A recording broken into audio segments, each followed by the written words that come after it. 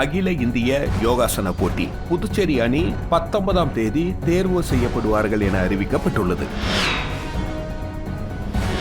வரதட்சணை தர மறுத்த மருமகள் மீது HIV வைரஸ் ஊசி போட்ட கொடூர மாமியார் மீது சமூகம் கொதிப்படைந்துள்ளது. மனநலம் பாதித்த பெண்ணை கர்ப்பமாக்கிய முதியவர் கைது செய்யப்பட்டுள்ளார். இந்தியாவில் காணாமல் போன 3 லட்சம் குழந்தைகளில் 36,000 குழந்தைகள் கண்டுபிடிக்கப்படவில்லை என அறிக்கை வெளியானது. அகில இந்திய யோகாசன போட்டி புதுச்சேரி அணி 19ஆம் தேதி தேர்வாகும் என அறிவிக்கப்பட்டுள்ளது. அகில இந்திய அளவிலான சிவில் சர்வீஸ் யோகாசன போட்டிகள் மார்ச் 5ஆம் தேதி முதல் 8ஆம் தேதி வரை சண்டிகரில் நடக்க உள்ளது. இதில் பங்கேற்க புதுச்சேரி சிவில் சர்வீஸ் ஆண்கள் பெண்கள் அணி வீரர்கள் தேர்வு ராஜீவ் உள் விளையாட்டு அரங்கில் வரும் 19ஆம் தேதி காலை 9 மணிக்கு நடைபெறுகிறது. தேர்வு முகாமில் ஆண்கள் பெண்கள் என தலா 18 வீரர்கள் தேர்வு செய்யப்பட உள்ளனர். இவர்களுடன் 2 அணி மேலாளர்கள், 2 பயிற்சியாளர்கள், 40 நபர்கள் அடங்கிய புதுச்சேரி சிவில் சர்வீஸ் அணி சண்டிகருக்கு அனுப்பப்பட உள்ளனர். தேர்வு முகாமில் தன்னாட்சி சார்பு நிறுவனங்கள் இல்லாமல் நிரந்தர பணியில் உள்ள அரசு ஊழியர்கள் பங்கேற்கலாம். பணியில் சேர்ந்து 6 மாதத்திற்குள்ளாக உள்ள அரசு ஊழியர்கள் இம்முகாமில் பங்கேற்க முடியாது என அறிவிக்கப்பட்டுள்ளது.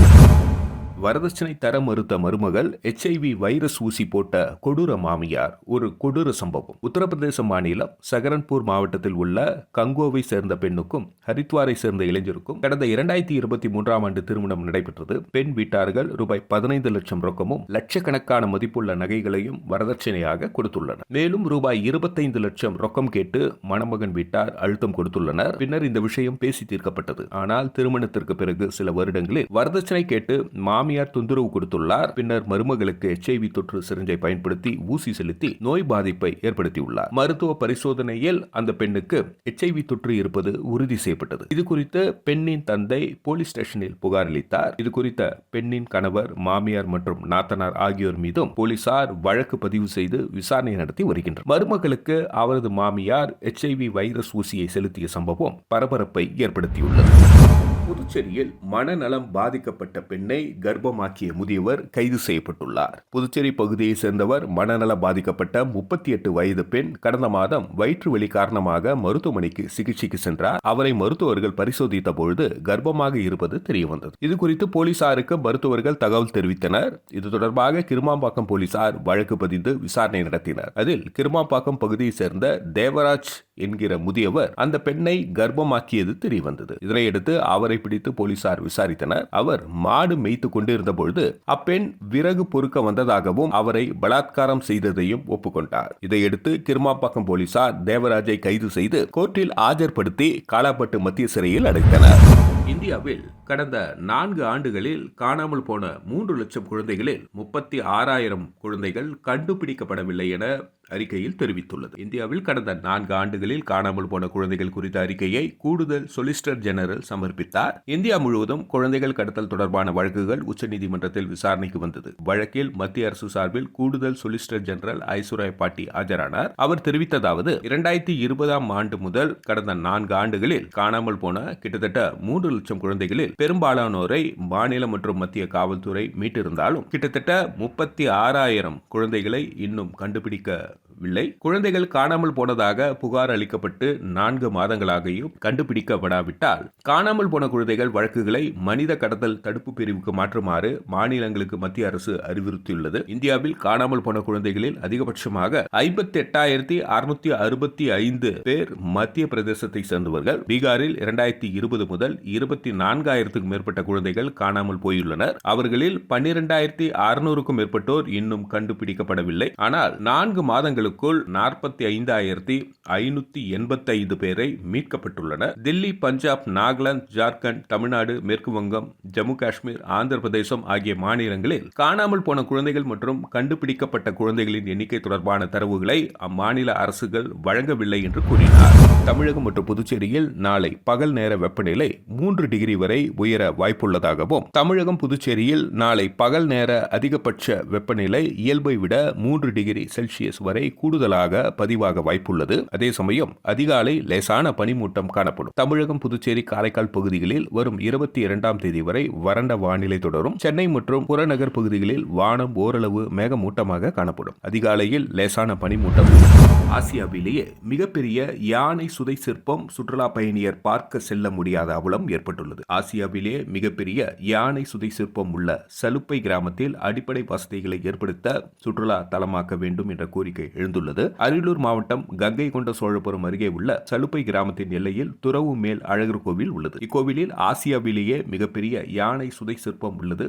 ராஜேந்திர சோழன் படையில் இருந்த யானைப்படை மற்றும் குதிரைப்படை வீரர்கள் இப்பகுதியில் தங்க வைக்கப்பட்டதாகவும் அதற்காகவே அக்காலத்தில் சலுப்பை கிராமத்தில் இந்த யானை சுதை சிற்ப சிலை அமைக்கப்பட்டு உள்ளதாகவும் கூறப்படுகிறது. ஒரு காலத்தில் இந்த பகுதியில் பலா மரங்கள் அதிகம் இருந்ததாகவும் அப்பொழுது திருடன் ஒருவன் பலா மரத்திலிருந்து பலா ஒன்றை பறித்துக் கொண்டு ஓடிய பொழுது திருடனை யானை பிடித்ததாகவும் கூறப்படுகிறது. அவ்வாறே யானையில் தும்பிக்கையில் பலாப்பழத்துடன் ஒருவர் நிற்பது போன்ற சிலை உள்ளது. இந்த யானை சிலையின் கழுத்து மற்றும் உடலின் இருபுறங்களிலும் மணிகளால் அலங்கரிக்கப்பட்டு அழகாக காட்சியளிக்கிறது. தமிழக தொல்லியல் துறை இதை சுதை சிற்பத்தை புராதன சின்னமாக 2020 டிசம்பர் 11 அறிவித்தது. இதையடுத்து பாசி படர்ந்து காணப்பட்ட சிற்பம் தொல்லியல் துறையால் தூய்மைப்படுத்தப்பட்டு பழமை மாறாமல் புதுப்பிக்கப்பட்டுள்ளது. இந்த சிற்பம் பலருக்கு தெரியாத நிலை உள்ளது. தற்பொழுது புராதன சின்னமாக அறிவிக்கப்பட்ட பின்னர் சுற்றுலா பயணியர் வருகை அதிகரித்துள்ளது. நகரை விட்டு சற்று தள்ளி கிராம பகுதியில் இருப்பதால் பலரும் அங்கு செல்வதில்லை. வாகனங்கள் சென்று வர சாலை வசதி இல்லை. கோவிலின் அருகில் உணவகமோ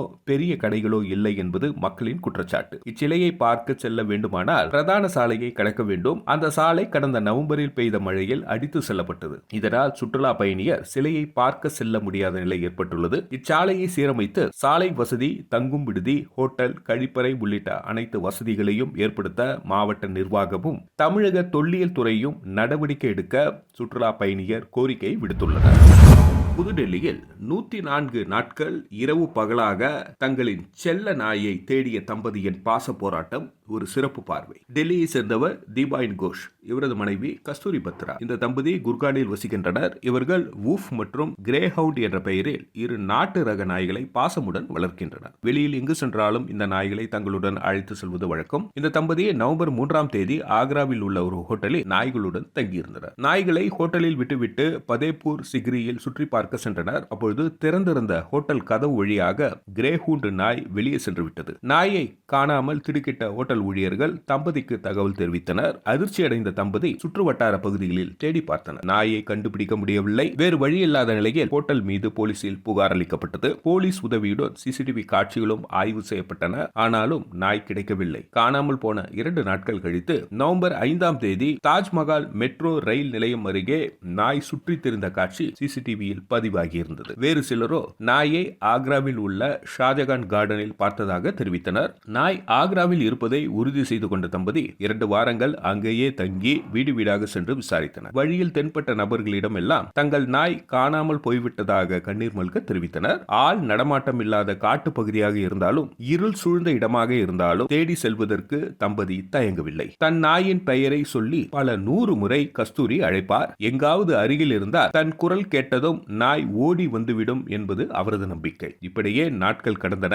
நாயை கண்டுபிடித்து கொடுத்தால் 30,000 ரூபாய் சன்மானம் வழங்குவதாக முதலில் அறிவித்த தம்பதி பின்னர் அதை 50,000 ரூபாயாக உயர்த்தி அறிவித்தனர். அப்படியும் அவர்களுக்கு பலன் கிடைக்கவில்லை. ஆக்ரா நகரம் முழுவதும் நாய் படத்துடன் சுவரொட்டிகள் ஒட்டப்பட்டன. சிசிடிவி இருக்கும் இடங்களில் எல்லாம் சென்று அங்கு பதிவாகியுள்ள காட்சிகளை மணிக்கணக்கில் பார்த்தனர். அவ்வப்போது குர்கானுக்கும் சென்று வந்தனர். ஆனாலும் காரிலேயே தான் அவர்களது நாள் முழுவதும் கழிந்தது. இரவு பகலாக நாயை தேடி அவர்களுக்கு முயற்சிக்கு கடைசியில் பலன் கிடைத்தது. பிரசாந்த் ஜெயின் என்ற சுற்றுலா வழிகாட்டி அவர்களுக்கு போன் செய்து உங்கள் நாயை போலவே ஒரு நாய் இருப்பதாக தகவல் தெரிவித்தார். உடனடியாக அவர் குறிப்பிட்ட ஷாஜகான் கார்டன் பகுதிக்கு தம்பதி காரில் சென்றனர். காரில் இருந்து இறங்கியதும் கஸ்தூரி மீண்டும் ஒரு முறை தன் நாயின் பெயரை சொல்லி சத்தமாக கூப்பிட்டார். அவரது குரல் கேட்டதும் அவர் வளர்த்து ஆளாக்கிய செல்ல நாய் இருட்டுக்குள் இருந்து 4 கால் பாய்ச்சலில் ஓடோடி வந்து அவரை கட்டி தழுவி கொண்டது. வாயில்லா அந்த ஜீவனை பாசமுடன் வளர்த்த தம்பதி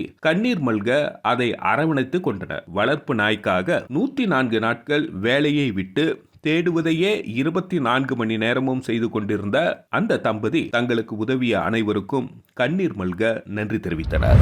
குதிரை மீது அமர்ந்தபடி உயிரிழந்த மணமகன். மத்திய பிரதேச மாநில ஷியாபூரை சேர்ந்தவர் பிரதீப் ஜாட். ஷியாபூர் மாவட்ட மாணவர் காங்கிரசின் முன்னாள் தலைவரான இவருக்கு அங்குள்ள மண்டபம் ஒன்றில் திருமணம் நடைபெற இருந்தது. இதன் ஒரு பகுதியாக மாப்பிள்ளை அழைப்பு ஊர்வலம் நடைபெற்றது. மண்டபத்திற்கு அவரை குதிரையில் அமர வைத்து ஊர்வலமாக உறவினர்கள் அழைத்து வந்தனர். வான வேடிக்கை, ஆட்டம் பாட்டம் என களை கட்டிய ஊர்வலம் திருமண மண்டப வளாகத்தில் நுழைந்த பொழுது குதிரை மீது அமர்ந்திருந்த பிரதீப் மயங்கி விழுந்தார். இதனால் ஆடல் பாடல் நிறுத்தப்பட்டது. பிரதீப்புக்கு உறவினர்கள், நண்பர்கள் முதலுதவி செய்தனர். எந்த பலனும் இல்லாததால் அருகில் உள்ள மருத்துவமனைக்கு கொண்டு சென்றனர். அங்கு பிரதீப்பை பரிசோதித்த டாக்டர்கள் அவர் இறந்து விட்டதாக கூறியதால் உறவினர்கள் அதிர்ச்சியடைந்தனர். மணமகன் உயிரிழந்ததால் திருமண வீடு துக்க வீடாக மாறியது.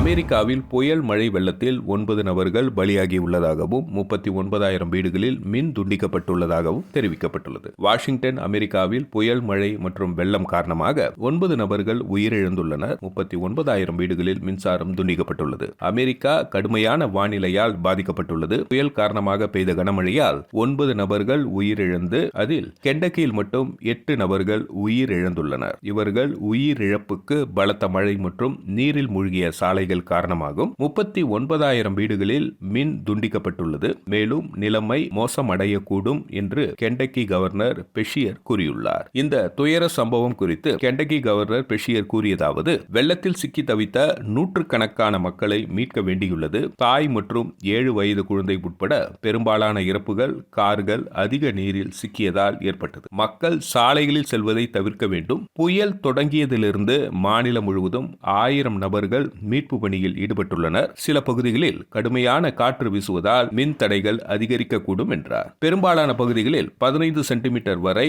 மழை பெய்துள்ளது. நிறைய நீரோடைகளில் வெள்ளம் பெருக்கெடுத்து பாய்கிறது என வானிலை ஆய்வாளர் பாஃப் ஓரவக் தெரிவித்துள்ளார்.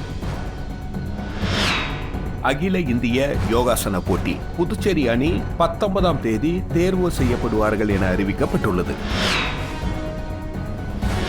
வரதட்சணை தர மறுத்த மருமகள் மீது HIV வைரஸ் ஊசி போட்ட கொடூர மாமியார் மீது சமூகம் கொதிப்படைந்துள்ளது.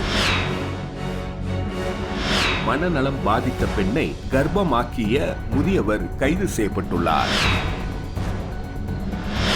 இந்தியாவில் காணாமல் போன 3 லட்சம் குழந்தைகளில் 36,000 குழந்தைகள் கண்டுபிடிக்கப்படவில்லை என அறிக்கை வெளியானது.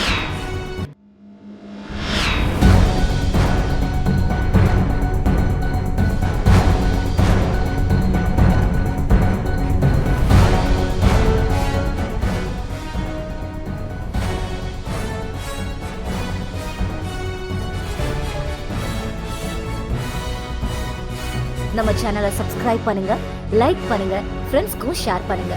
தேங்க்யூ.